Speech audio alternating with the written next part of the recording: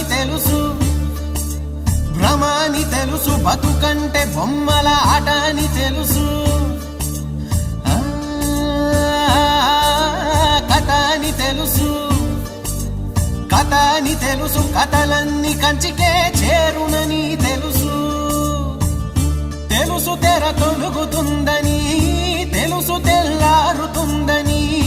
తెలుసు ఈ కట్టె పుట్టుకుమంటదని, తెలుసు ఈ మట్టి మట్టిలో కలిసిపోతదని, ఇన్ని తెలిసి రకాటంలో పడిపోతావు ఎందుకని? మాయా